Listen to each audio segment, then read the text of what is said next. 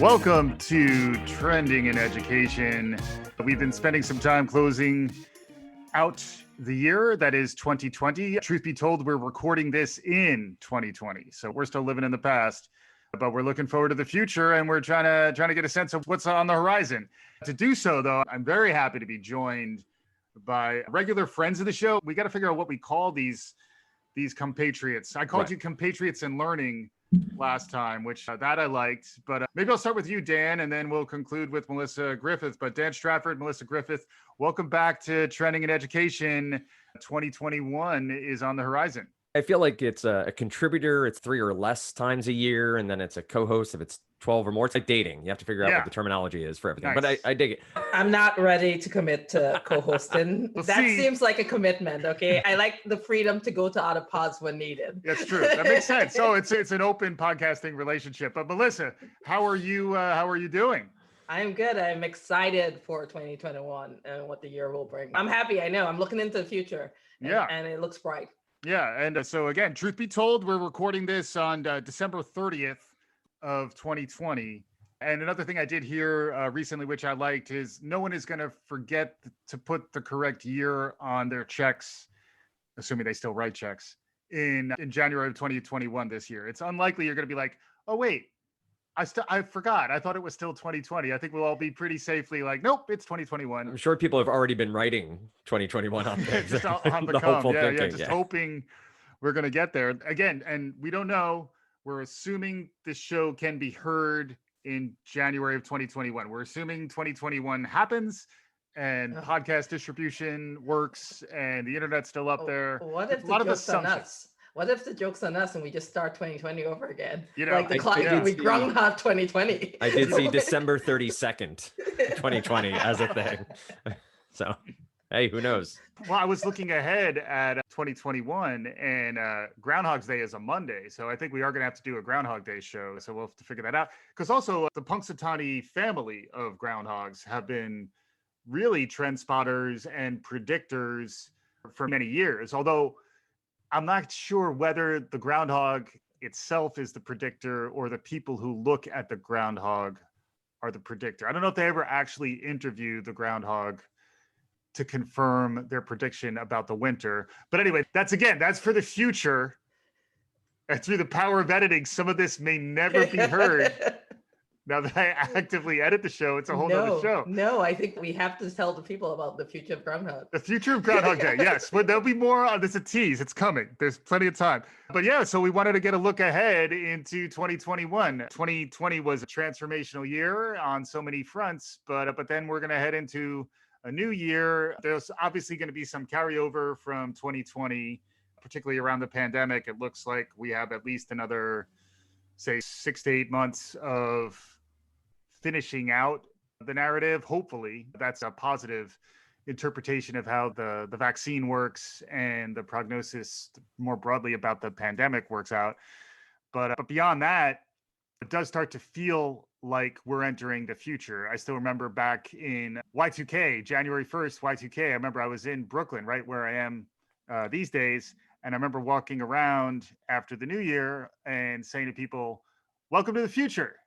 And I think in some ways, 2021 is really going to feel like the future in a profound way, because I think we all really do want to turn the page. Sure. It reminds me of, I don't know if everybody remembers the Conan O'Brien bit in the year 2000. Yes. Right. That whole bit when 2000 came and everyone was like, well, we're here. Yeah. I think I'm very much looking forward to 2021. I think the majority of people listening to this podcast and Americans and of the world are looking forward to it. I just want to make sure we're putting the right emphasis on the right things looking forward, right? We're not hoping it's just better than the year before, but we're taking the trends that were both negative and positive in 2020. We're seeing what worked, trying to figure out what didn't work and how it can work better next year, how we can lean into online learning and social emotional learning and things that like we've talked about in the past, but it's changed. So 2020 has really changed the lens with which we look at some of these things. So many different things happening in the world, so many different things with learning and education. It's exciting. It's exciting to be a part of it and see things changing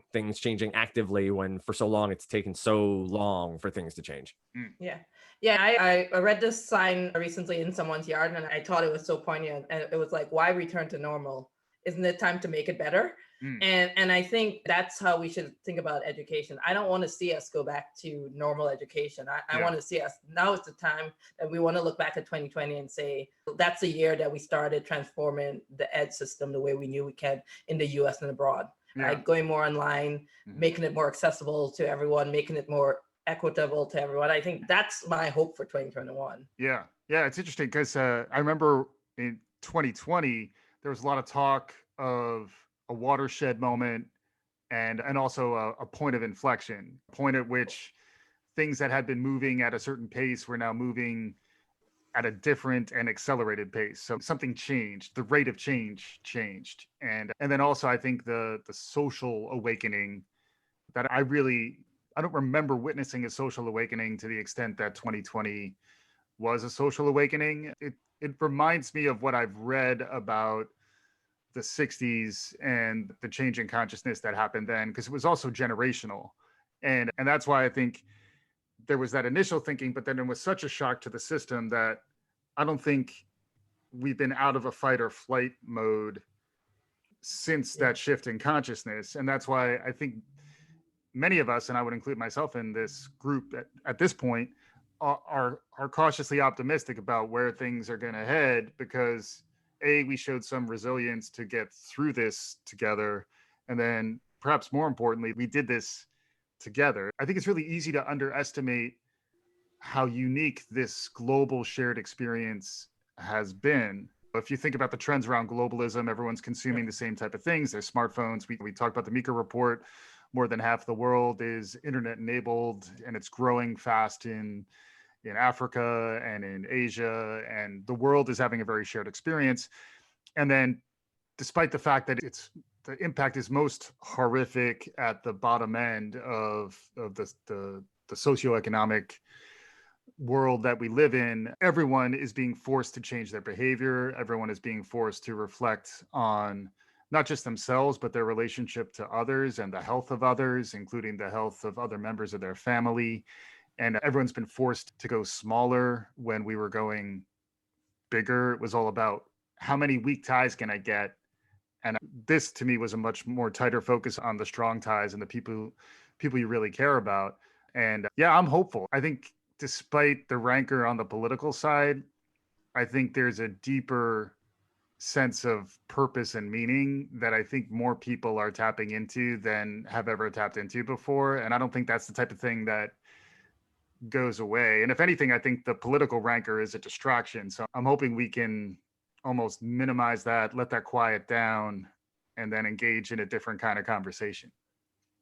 I find it fascinating that during this time, I feel like I've gotten closer to some people because of what happened this past year, while losing out on necessarily making more acquaintances. So like the relationships I have, I think have become more refined and more important. Connections have become solidified in a lot of ways, because I used to use the word tribe, but you find the people that you relate to a little bit more. I talked about our neighborhood on past episodes of how that really came together and became this thing. But I wonder from a learning perspective, talking about my kids specifically, they are missing out on that interaction, right? Being in person and the social norms and the things they learn in that way. So I wonder, Mike, from your perspective, from a learning perspective, like thinking of 2021, Melissa, you said, let's not return to the old normal, let's make it better. How do we see that in the future? How do we see the connective tissue of online learning, in-person, social, emotional interactions, and the importance of all of those things together? Do you see a happy middle ground, Mike? Do you see that sort of ability to make it work? Or do you see it as one or the other, online learning and technology, or in-person and the old model I think it's going to be a blend. I think everyone is starting to think about it as a concoction, a small batch artisanal blend of different modes of learning. Right. What I think is different now is a new awareness that leveraging media and emerging online capabilities can open up certain modes of instruction that have been open for a long time, but many folks haven't thought about it first and foremost, because we always have the gift of being in a small group together, or even in a relatively big group together. I also think the blend is going to lead to smaller class sizes. We've talked in the past about the 2 pizza rule that Amazon has, where you don't have more than enough people to eat 2 pizza pies in a meeting, and frequently there's 30 people in a meeting, and that means you all get like a mini slice of the pie. I think now people can start to get more attention if we divvy it up the right way, but it's going to be tricky. Melissa, how about you? What are you thinking about heading into the year? I agree with a lot of the sentiments, right? That we are getting into our own world. I found closer friendships here. My challenge with that, though, is I do worry, and even in education and for kids, that we are self-fulfilling. And so we're becoming further and further apart from people, because now we're hanging out with people like-minded to ourselves, and we're missing the interactions that I truly valued as a kid, which is meeting people completely out of my comfort zone. And so I think one of the things I'm looking to see is, in a world where we do have to insulate to these pods, how do you bring about the 2021 pen pal, where you can meet that person from Africa or from the Middle America or from because I think that's an important element, that we now have the technology to do it.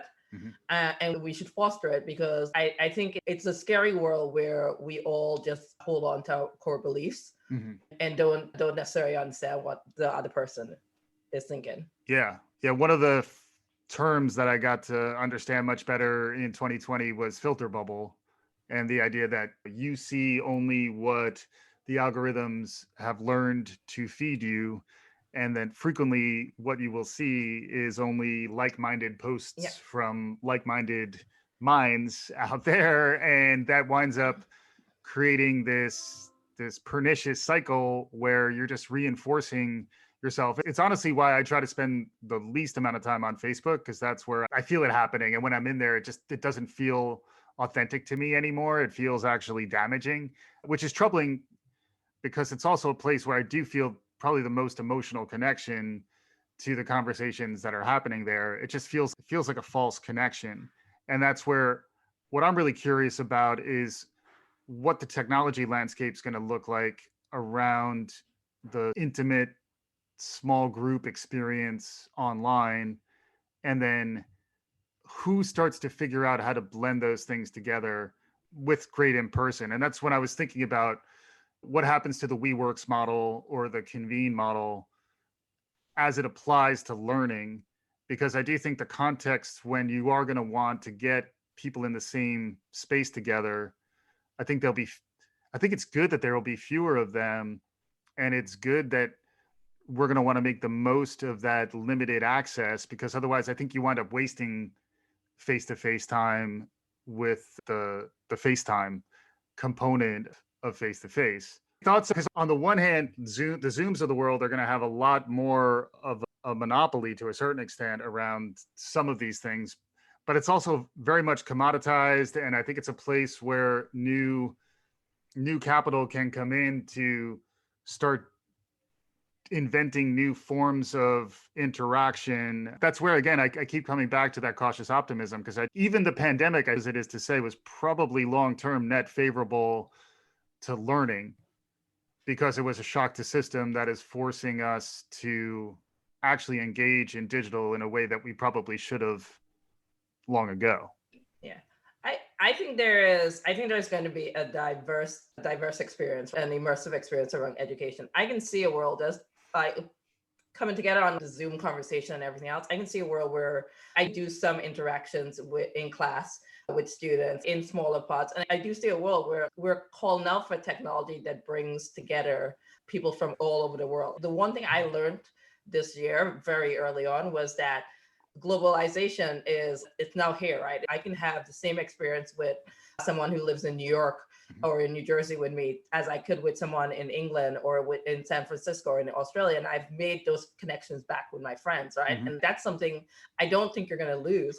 And so now think about how you bring that again back into education, and what experiences you can have if you can have a child in the Caribbean studying with a child in Asia. Think about how you learn Mandarin now and how you do those experiences. And that makes it a lot more accessible to not just the rich who can afford to bring their children to Asia or somewhere else. Now that's something that everyone can achieve. And I think that's why I'm optimistic. I think the pandemic forced us into a technology that if we now use and its power is equalize it. And I'm hopeful for that. Yeah, I agree. And the challenge is is that we're going to learn a lot through some misses. It's not going to be all home runs. So like new technologies, the Quibbies of learning are going to happen, and then we'll learn from that iteration. And but that's why I think it'll be interesting on both sides of the technology side of this, where I think platforms like Zoom have a tremendous head start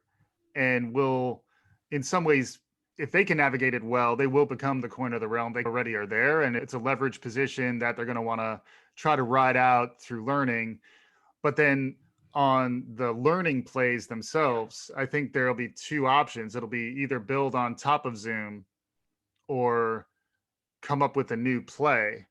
And I think there'll be funding on both sides. I think there'll be a lot of investment on both sides, because I think both sides may be successful in some ways. I think it's going to be a big ecosystem. Could Zoom start to get north of 50% of that broad learning marketplace? Probably. And then if that's the case, it's different than if there's a lot of smaller players fighting for the foundation. In some ways, you want a majority player just so that you can standardize around it. Right. Yeah. I think there's a lot there. So I think Zoom has a large, I will continue to point to Google as someone, if they decide someday to really turn on Google Classroom and merge Meet and really make that a true educational tool, everyone else is in the dust, right? Yeah. I think that's a definite possibility. So many school districts have Gmail as their basis and have Google Classroom as what they have. I do agree Zoom is in a great place moving forward. You made the point, Mike, about the technology bringing people together. I also think teachers have seen that they can bring technology into the classroom at a better pace, use other people's lessons, use other curriculum that's out there, and merge that into what they're doing, which I think is a big key for next year. But these platforms and these plays, I've already seen 4 or 5 platforms that are saying they're the Zoom for education, right? They're the next thing. It almost becomes, how do we test all these? Like, how are we actually getting into them and seeing if they work? Are they going to be these sort of small mom and pop shops compared to Zoom? It's a great time to be into online learning, obviously, but I do think there's almost this race now to chase that Zoom high when Zoom took off, when the pandemic started, that we're going to see in January and February far more failures than I think we'll see real competitors to Zoom and thus the bigger ones. No, I wasn't thinking Q1 of next year. I was thinking more, you start investing now in Q1, in the hopes that some of these new and emerging capabilities, because at the same time, we've talked about, augmented reality and other new forms of social engagement that are going to be emerging in the next decade. It still is the future. In some ways, we stalled in this jumpstart due to the pandemic, and all the focus, all the investment was in the biotech, which is a space that's also going to just continue to hum, because I doubt we really just knock COVID out and it's easy peasy for the rest of the 2020s. This was a rush job, so I think we're gonna be navigating all that for some time. But Melissa, any thoughts on just where the technology and the investment appetite's going to be heading into this next decade?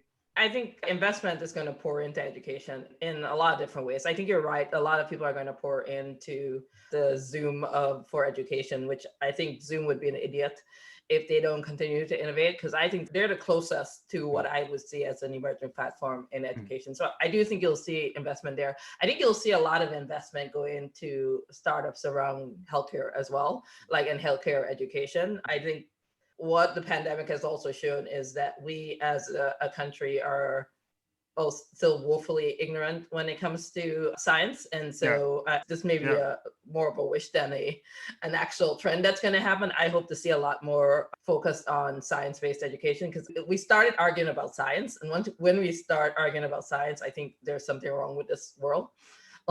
But what is science? And I guess it's been happening for a while, right? It's been happening with climate change for a while. So it's shame on me to not realize that it would happen in with health and what is risky. The thing I've been thinking about as well is the quantified self, which is something we've talked about a lot, and something that I've always been fascinated in how that could apply to learning, which I still think is a longer term buy. Like that's happening, but it's going to take a little while. But I think the bioinformation becoming so closely tied to really your sense of safety Yeah. is a huge transformation, and what that will actually mean to the technology that emerges, the user research that happens to design these things in ways that are more seamless, built, they blend in with your life, they're non-intrusive, which is also why I do come back to AR again as a longer term trend, where I do think just a simple overlay that I could see periodically that gives me some simple feedback, I think applies across healthcare, nutrition, learning, performance. If I'm trying to drive my car better, if I could get some subtle cues, that type of technology, it's here in some sense, but then how does it get invested in? And that's where I do think your point about healthcare is spot on. The funding will be flowing there. So what happens around the design of these products and services for individuals as consumers of healthcare products? And then how does that relate to learning context? And they'll be happening in parallel, but I always like to look across just to see if there are ways where you could borrow something from one place or the investment would work in more than one place, which is also why, coming back to Zoom, this episode is sponsored by Zoom. Coming back to Zoom, like I do think it's good enough that it can just subtly be there and you forget that it's there, which to me, I feel like it's already reached a level of ubiquity. And honestly, the way in which its stock price has certainly reflected some hope around its continued growth, because it really emerged out of nowhere. But rather than just talk about Zoom, I am curious, what will be the Zoom of biotech? What will be the Zoom of learning? I think Zoom, in to make one finer point there, it became a verb this year, right? Yeah. Like I zoomed with, or I'm zooming with, and when that happens, I think it becomes just part of the fabric of what people are doing when you make it an active move. You're talking about AR and the quantified self that you've talked about for a few years now are things that have come in to play for me, just with my kids at home, trying to understand their progress on things, trying to see their, Lexia reports as a reading website, trying to understand how many pages they're reading, how many words they're reading, what new words they've learned, aren't necessarily things I would have done if this hadn't have happened, if I didn't have direct access to their computers and to them on a daily basis. The AR stuff I find fascinating in the world of health, right? Can I hold my phone up and have a cadaver in front of me where I can move things around if I'm a med student? Okay, I didn't know where you were going. Suddenly, or a lion, or like Google has every once in a while where Gorgu, the baby Yoda from Mandalorian, you can take a picture on your phone with Google and he's in the scene with you, right? Like he's in the picture. So that seems so simple and readily available from Google. Can we do that where you're interacting with a plant or an animal, or you get that sense? That's a huge thing that I think is already, to your point, available. And just how does that interact with a K through 12 teacher or a grad student somewhere, or someone who might be able to use it?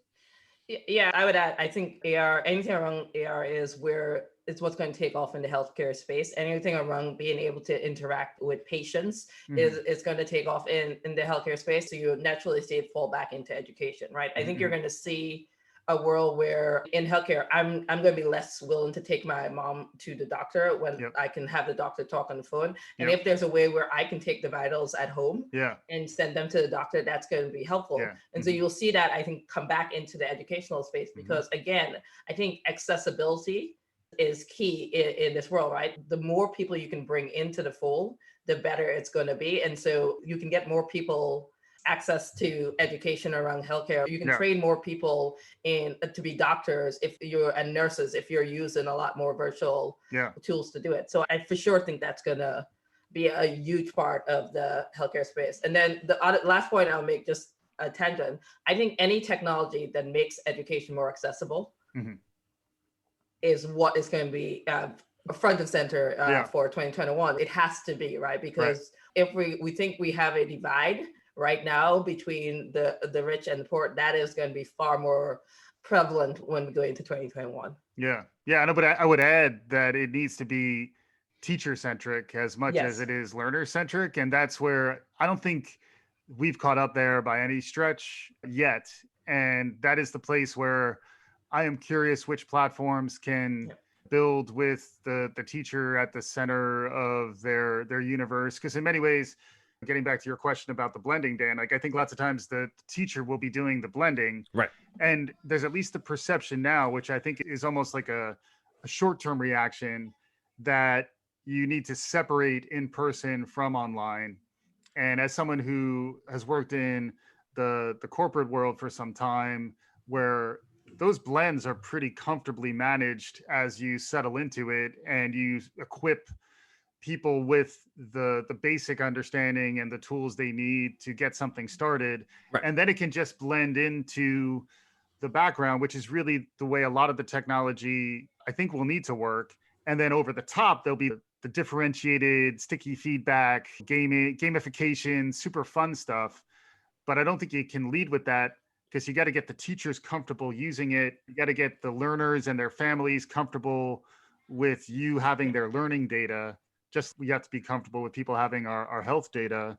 Like those are pretty large moats to cross. And I could see, again, the bigger players landing on the right side of those moats, right. And then the learning differentiation happening on top of it. It's what I think it's called Class EDU, is what the founder of Blackboard has now founded, and it's built on top of Zoom.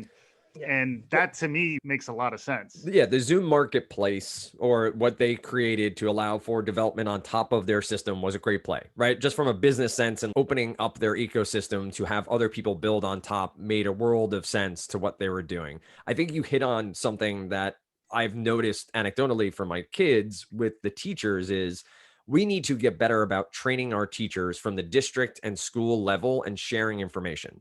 So many of these teachers are bringing individual apps or individual videos, or like doing the research and doing heavy lifting on their own, where they're making their curriculum work in this environment. We need to get to a world where professional development is focused and has this technology built into it. Mike, I think you're absolutely spot on there. Training the teachers so they're comfortable. But you mentioned the corporate setting. I've worked remotely for 5.5 years, I think now. There are difficult meetings to be in when you're the only person who's remote, or the person who's running the meeting doesn't get that they need to engage with you in the same manner they do with the people in room. That's more training for teachers, getting them to understand the right ways to engage with virtual versus in person, and how to focus. And I think that's, again, it's a people part of the problem, not the platform, but let's get training up to speed. Let's get this understood. Let's give teachers the tools to do this well, because it is the future. So that's where the investment, I think, also comes in, is making sure these teachers are comfortable, are well-trained, and those who aren't into it, find them something else to do in the district, or it's going to have to happen. You're going to have to move people around. And I think that's going to be a tough task, but one that this year, and I think the next few years, is going to be a big, important one. Yeah. And just real quick on that example, in many of those meetings when I was working from home, if I was forgotten about, I was not always disappointed. Oh, no, which I think is another thing that's important, is just setting norms and expectations. More like an audit mode on a meeting is actually a useful thing. Like, I'm not expected to talk. I'm not going to raise my hand. You're not expected to really bring me in. But I think you just have to be very clear and intentional about what works. I will add to that by saying, I do think that you do have to be able to engage kids in that media. And so the teachers have to be able to do it. And I think that's where more tools can help. I think, to your point, Dan, I'm going to go back to a statement, Mike, because you made that obviously you were trying to trigger me, as you usually do. But when you said that people have to get more comfortable with data, as we all know, I welcome my robot overlords taking over my data and learning. I think data next year, it's going to be so valuable, right? When testing may or may not be as easy to do in a virtual world, the data you can have from people using things like Khan Academy, or students studying online and the amount of hours they're putting in, that information is going to be relevant for teachers. And I think a way to get that data into the hands of teachers so that they can use it and help figure out which students are engaging. Like even something as simple as a tool on Zoom that says, this child hasn't spoken in 20 minutes for the last two classes, making sure that you remember to call it and giving that teacher that information is going to be helpful for it. So I think data is going to be a huge part of next year. And I think people have got to get comfortable with it if they're not. Yeah, exactly. Because I think the trust problem is still there. And that's also where, if any of these platforms can misstep, I think it's by losing trust. Although arguably Facebook's still doing pretty well, and arguably they have lost a lot of trust, but they still, e-commerce has taken off. The advertising model, I think, is the one that may be losing trust, where I think Scott Galloway wrote a book called Post-Corona, which I just read. It was good. And one of the things he talks about is the power of the rundle, which is the recurring revenue bundle. And that if you can get more of that model as opposed to the advertising model as the place where you get your revenue, it's a much more authentic transaction than the idea of a quote unquote free product that is actually powered by advertising on the back end. That is an interesting thing to keep an eye on. Which platforms have the trust that could win the educational space? Again, I think Zoom's there, but Zoom's had some hiccups around privacy. And then Zoom also has a lot of ties to China. And there were all the issues around TikTok and privacy around TikTok. I'm still somewhat hopeful around Zoom. I'm actually rooting for them because I think there's an opportunity cost in finding a primary player. And to your point, Dan, now that we're Zooming, maybe there already is a player who's out there and doing some interesting work. And also there's the added benefit of the platform doesn't just work for education, which is the other place where it's going to be difficult to compete with the funding levels you would need to be truly best in class if you're exclusively designed for education. I think if it can deliver on education, telehealth, working from home, which Zoom really seems to be in that space. There's other technologies that'll emerge like Zoom. I'm not ruling out the potential for other players, but it does feel like if we could at least standardize on some of these things, standardize on the data, Melissa, that you were describing, and then also build that trust and protection of sensitive data. Again, cautious optimism. So we have lots going on, lots to talk about. Any concluding thoughts? Melissa, beginning with you, concluding thoughts. I am rooting for anything that brings more education into the biotech space and science. I'm rooting for that. And my big point is technology that makes it more accessible. Mm-hmm. Awesome. Looking forward. I'm excited. I think there's a lot in learning and education, but to your point, Mike, I think these can solve more than one problem. They can bring things together like a Zoom that is accessible across multiple different businesses and business types and available. I would say keep an eye on Amazon, keep an eye on Google in 2021 when it comes to education and learning. I think they might be leaning in more and more as they see Zoom flourish, but I am cautiously optimistic that we're going to see some great leaps this year that may not have been possible just 2 or 3 years ago. So excited for the year.